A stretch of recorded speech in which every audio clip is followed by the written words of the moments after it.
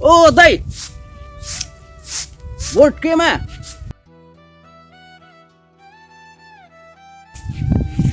तै पनि एमाले मै पनि एमाले तै पनि एमाले मै पनि एमाले के रे तै पनि एमाले मै पनि एमाले रे अनि तै पनि एमाले मै पनि एमाले अहिलेसम्म एमालेले के गरेछ ह यानी त बुढालाई चाहिँ लाग्दै हाल्छस् ह त घन्टी रे अब तैले भेटिस् ल बुढालाई मेरै माना खान्छस् ह मेरै माना खान्छस् मलाई मेरो एमालेले के गरेछ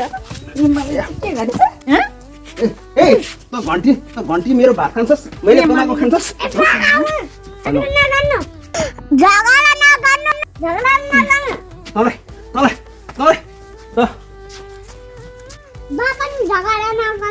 तेरो आमा झगडा गर्ने हो मलाई लात्ताले यहाँबाट हानेर उता पुगायो तेरो बाउ झगडा गर्ने मैले गरेको तँलाई मेरो माना खाएर मसँग झगडा गर्छ जा न घन्टीमा भोट हाल त्यसैले खानु दिन्छ तँलाई एमाले जतिखेर पनि एमाले चाहिँ के खुट्या छ केपी ओली कहिले प्रधानमन्त्री भएको थाहा छ मलाई 2072 सालमा केपी ओली प्रधानमन्त्री भएको केपी ओली प्रधानमन्त्री हुँदा बित्तिकै उसले के भिजनहरू ल्याएको छ अहिले सोचेछस् 3वटा हाइवेको कल्पना गर्यो तराई पहाड अनि हिमाल 3वटा हाइवे नेपालमा समग्र विकास हुनुपर्छ भनेर उसले 3वटा अहिले हाइवेको परिकल्पना गरेर उसले बनाएर देखाएको छैन हेर त अहिले यो मदन भण्डारी हाइवे यहीँबाट कुदेको छ त देखेछस् अनि एयरपोर्ट बनायो इन्टरनेसनल एयरपोर्ट एउटा मात्रै थियो अहिले 3वटा एयरपोर्ट बनायो इन्टरनेसनल एयरपोर्ट एउटा हुँदाखेरि प्लेन आएर ल्यान्डिङ भएन कुनै समस्या आयो भने त्यो कहाँ जान्थ्यो दिल्लीले अनुमति दिनुपर्थ्यो त्यहाँ ल्यान्डिङ दिनको लागि तर अहिले नेपालमै ल्यान्डिङ गर्ने 3वटा पोखरा इन्टरनेसनल एयरपोर्ट बनाइदियो लिम्बुनी इन्टरनेसनल एयरपोर्ट बनाइदियो के गरेछ देख्छस् तेरो आँखाले तैँले सुनेछस् 2072 सालको भुइँचालोमा इन्डियाले नाकाबन्दी गर्दाखेरि इन्डियासँग झुक्यो भन त अनि चुच्चा नक्सा निकाल्यो कति बहादुर छ नेकपा एमाले अध्यक्ष केपी ओली तेरो घन्टे बहादुरी छ खै त पानी जहाज ल्याउँछु भन्थ्यो घरमा ग्यास ल्याउँछु भन्थ्यो खै त ल्यायो त्यो बिस्तारै पुरा हुन्छ नि केपी ओलीले पुरै नेपालमा लोड सेटिङ गर्यो कति 16-18 घण्टा 20 घण्टा लोड सेटिङ हुन्थ्यो त्यो सब केपी ओलीले बन्द गर्यो गरेको केपी ओलीले कुलमानले गरे कुलमानले ए तँलाई देखाउनु पर्ने सबुत पुनः पक यहाँ कुलमानले नै भनेको छ कुलमानको इन्टरभ्यु हेर्ला यहाँ कुलमानले के भनेको छ पहिलो पटक प्रधानमन्त्री हुँदा देश चरम लोड सेडिङमा थियो त्यो बेला केपी ओलीले आश्चर्यजनक घोषणा गरे हामी 2 वर्षमा लोड सेडिङ अन्त्य गर्छौं धेरै नेपालीले हावादारी गफ भनेर उडाए कतिले त हामी अधारमा बस्ने बानीमै छौं झुटो आश्वासन दिएर थप टचर नदिनुसम्म भने तत्कालीन विद्युत प्राधिकरणका सीईओ मुकेश काफले यो कुरा असम्भव हो कम्तीमा 20 वर्ष लोड सेडिङ अन्त्य हुँदैन भन्थे केपी ओलीले एउटा कार्यदल बनाए र 100 बुँदे कार्ययोजना तयार गरे ओलीको सरकार ढल्यो तर त्यही सपना र त्यही योजनाले नेपालमा लोड सेडिङको अन्त्य भयो पत्याउनु भएन हैन अब सुन्नुस् उहाँकै मुखबाट सामान्य प्रधानमन्त्री केपी शर्मा ओली प्रधानमन्त्री हुनुहुन्थ्यो त्यो बेला चाहिँ एउटा नेपालमा ऊर्जा सङ्कट कसरी गर्ने कसरी चाहिँ समाधान गर्ने र 10 वर्षीय कार्ययोजना भनेर टोपबहादुर रायमाझीको पालामा एउटा चाहिँ कमिटी गठन भएको थियो त्यसमा म पनि थिएँ त्यो रिपोर्ट अहिले पनि छ 10 वर्षीय कार्ययोजना र ऊर्जा सङ्कट कसरी गर्ने भने त्यो बेलाको क्याबिनेटले पास गरेर राखेको छ र अगाडि बढेर हामीले एउटा एक किसिमको सफलता हासिल गर्यौँ तैँले त्यो व्रतकारी रविलाई भोट दिनुपर्ने त्यो घन्टेलाई यहाँ रविले के भनिरहेको छ रविले भनेको हेर यहाँ केपीलाई मान कति मान्यता मानेको छ रविले देशको नक्सामा लिपुलेक लिम्पियाधुरा काला पनि समावेश गरी भरि संसदबाट भारत जस्तो देशलाई सत्यमेव जयते पढाउने केपी ओली जस्तो नेताले यो पुस्तामा केपी ओली जति डियरिङ नेता छैनन् सरकारी ठग रविले हेर के भनेछ त्यो रविलाई हैन बालेनलाई भोट दिने हो बालेनलाई बालेन मेयर भएर के खुट्या हेर बालेनले के गर्छ भन्थ्यो त्यो काठमाडौँको फोहोरहरू सबै सङ्कलन गरेर मल उत्पादन गरेर कृषकहरूलाई बेच्छु भने भयो यहाँ इन्टरभ्यु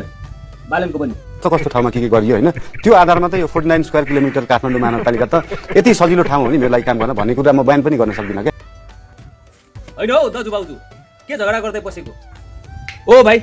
हेर न घर झगडा भइरहेछ म एमाले ऊ घन्टी ऊ भन्छ घन्टीमा भोट हाल भन्छ म भन्छु एमाले नमस्ते नानी म भन्छु घन्टीले के खुट्याएको छ भन्छ ऊ भन्छ एमाले के खुट्याएको छ यसैमा हाम्रो झगडा परिरहेछ नि हो त एमालेले के आरेछ अहिलेसम्म भाइ भन्नु त हेर्नु देख्यौ नि भाइ देख्यौ नि यसरी झगडा गरिरहेछ हैट यसरी त झगडा गर्नु हुँदैन है दाजु भाउजू अहिले त यो चुनावले हेर्नु त छर छिमेकी आफ्नो घर परिवार पुरै भाडिन लागेको छ अब हामी यहाँ विभेद गर्छौँ छर छिमेकीहरूसँग साथीभाइहरूसँग विभेद गर्छौँ होइन अब लोग्ने स्वास्नी बाउ छोरा विभेद गर्छौँ उहाँ पछि चुनाव जितेर गएर उनीहरू एउटै ठाउँमा एकै ठाउँमा बसेर मस्त खाएर आफ्नो भाग भण्डा लाएर उनीहरू मस्त हुन्छ हामीले बेकार छ है दाजु भाउजू यसरी झगडा गर्न साथीभाइहरूसँग होइन विभेद गर्न बेकार छ हामीलाई त्यो त हो भाइ गोप्य मत हो भाउजू कसलाई हाल्नुहुन्छ, दाई कसलाई हाल्नुहुन्छ, गोप्य मत, आफ्नो मत गोप्य नेताको हक छ, हाल्न पाइन्छ, आफूलाई मन परेको मान्छेलाई हाल्न पाइन्छ, तर यसरी झगडा नगर्नुहोस् है। हाम्रो समाज नराम्रो बाटोतिर धकेलिन्छ। अब साथीभाइमा पनि मिल्ने साथीभाइ छ, एउटा एमाले छ, एउटा काङ्ग्रेस छ, एउटा घन्टी छ भने उनीहरू यो चुनावमा हेर्नुहोस् उनीहरू मनमुटाव हुन्छ। यसरी मनमुटाव नगर्नुहोस्। तपाईँहरूले मनमुटाव गर्दैमा देश बन्ने होइन, झगडा गर्नु हुँदैन। झगडा गरेर होइन, लोग्ने स्वास्नी झगडा गरेर छरछिमेक झगडा गरेर के पाउनु छ र? पाउनु त अब उनीहरू भोलि गएर चुनाव जितेर एकै ठाउँमा एउटै कुर्सीमा बसेर पुरा एउटै टेबलमा बसेर टेबल टक गरेर दारू पानी सड्काइदिन्छ। एमाले घन्टीलाई गाली गर्ने, घन्टीले एमालेलाई गाली गर्ने, यसरी गाली गरेर विभेद गरेर सामाजिक सञ्जालहरूमा गाली गर्ने देश बनाउने भनेको यहाँबाट चुनाव जितेर जाने नेताहरूले बनाउँछन्। तपाईँहरूले देश बनाउने होइन, सही हो।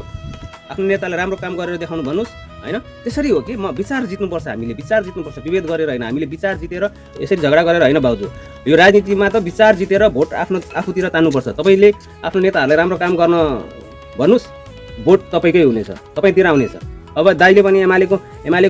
नेताहरूले राम्रो काम गर्नु भन्नुहोस्, भोट तपाईँलाई दिनेछ। त्यही भएर तपाईँहरू झगडा गरेर कुनै काम पनि छैन, फाइदा पनि छैन, एकअर्कामा मनमुटाव हो होइन, एकअर्कामा तपाईँहरूकै मानसिक तनाव हुन्छ। त्यसैले झगडा नगर्नु है दाजु भाउजू। होइन हामी अब गर्दैनौँ झगडा। त उसले अब घन्टीमा हाल्छ भने उसले घन्टीमा हाल्छ, म एमालेलाई हाल्छु भने एमालेलाई हाल्ने नि, त्यो त स्वतन्त्र गोप्य मत हो।